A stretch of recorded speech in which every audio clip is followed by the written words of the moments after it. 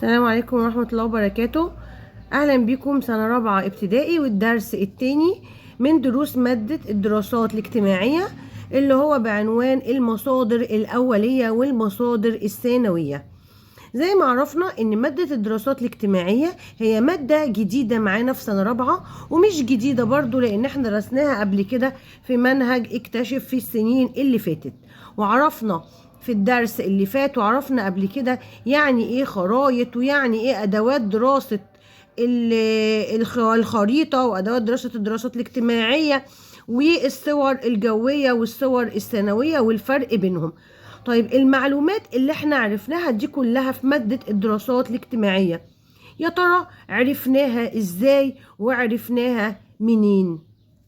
بيقول لي ان اي معلومة عايز تعرفها لازم تعرفها من مصدرها الحقيقي. ما انا مش اي حد يقول اي معلومة على النت انا اصدقها، لا، لازم ابحث عنها واعرف مدى صدقها.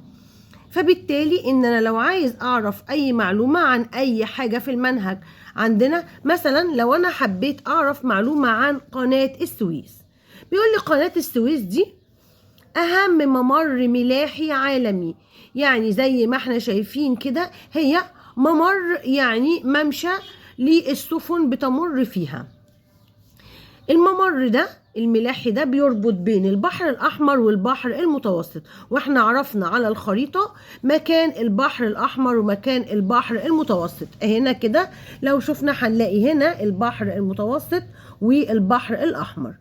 بيقول لي قناة السويس ديت، بفضل قناة السويس دي مصر بقى ليها دور رئيسي وأساسي في التجارة الدولية، وخصوصا بعد حفر قناة السويس الجديدة عام 2015.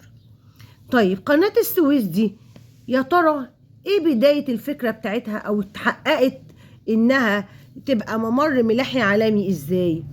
بيقول لي ان قناة السويس دي كانت حلم راودة، يعني جه عند الكثير من الحكام منذ بداية التاريخ. في عهد الملك سنوسرت الثالث تم حفر قناة بتربط بين البحرين، البحر الأحمر والبحر المتوسط، عن طريق نهر النيل، وسمينا القناة دي بقناة سيزوستريس. يعني القناة دي ربطت ما بين البحر المتوسط والبحر الأحمر وعن طريق نهر النيل، وسميناها قناة سيزوستريس.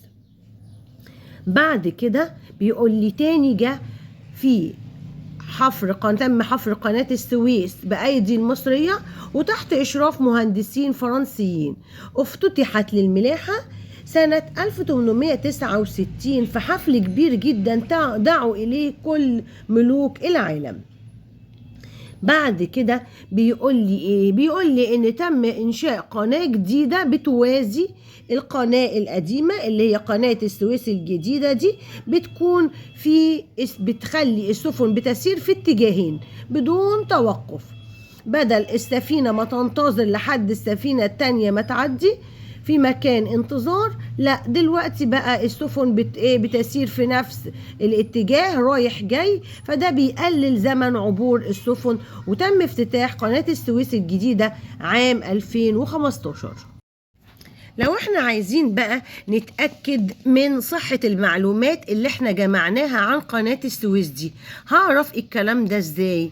قال لي انا هبحث في مصادر المعلومات اللي عندي، اللي هي سواء مصادر أولية أو مصادر ثانوية. طيب يعني ايه مصادر أولية ومصادر ثانوية؟ بيقول المصادر الأولية دي الناس اللي كانت موجودة أثناء وقوع الحدث اللي بتتكلم عنه، يعني أي حاجة تم نقشها أو تدوينها، يعني كتابتها، سواء من أشخاص عاصروا الحدث أو شاركوا فيه، يعني الناس اللي كانوا موجودين أثناء حفر القناة مثلا، أو كانوا موجودين أثناء كتابة موضوعات عن قناة السويس، كانوا موجودين في الوقت ده، بقول عليها مصادر أولية. لكن المصادر الثانوية اللي تم تدوينه أو كتابته بعد مرور زمن طويل منذ وقوع الحدث، ودايما بيستند إلى المصادر الأولية. يعني المصادر الثانوية لازم لها مصدر أولي عشان أرجع له للمعلومة اللي أنا عايز أعرفها. طيب إيه هي مميزات المصادر الأولية دي؟ قال لي المصادر الأولية دي بتكون معاصرة للأحداث، يعني كانت موجودة أثناء وقوع الحدث، زي مثلا الصور اللي صوروها أثناء وقوع الحدث ده، الأفلام التسجيلية والمقالات، المخاطبات والوثائق الرسمية، كتابات المؤرخين القدماء، النقوش اللي موجودة على القطع الأثرية أو المعابد والبرديات. كتير مننا راح الأهرامات، أبو الهول، كل دي بتكون مصادر أولية. المصادر السنوية بقى دي مصادر لتوثيق المعلومات والأحداث، ودي بيسهل الحصول عليها. دي زي الكتب، زي المقالات، زي الموسوعات، زي الأبحاث. لو جه حد قال لي إن الشمس بتشرق من الشرق، هل دي حقيقة ولا رأي؟ الفرق بين الحقيقة والرأي إيه؟ بيقولي لما انت تيجي هتبحث عن مصدر المعلومات سواء أولي أو ثانوي، لازم أميز بين حاجتين أساسيتين اللي هما الحقيقة والرأي. يعني المصادر بيبقى فيها حقائق وبيبقى فيها آراء. الحقيقة دي عبارة عن معلومات، المعلومات أو الأحداث تم إثبات صحتها والتأكد من دقتها، يعني اتأكدت منها سواء من خلال البحث أو التجريب. ودي بتتسم يعني من صفاتها الدقة، الموضوعية، ونادرا ما تكون غير صحيحة، يعني دايما معظم الوقت بتكون صحيحة. الرأي بقى ده بيعبر عما يشعر به أو يفكر فيه شخص ما، الحاجة اللي انت بتفكر فيها تجاه موضوع معين. أنا بحب مادة الدراسات، أنا شايف إن مادة الدراسات الاجتماعية هي أكثر مادة من المواد الدراسية تشويقا. الرأي ده ممكن يكون صح وممكن يكون خطأ، لأنه بيعبر عن شخصي أنا.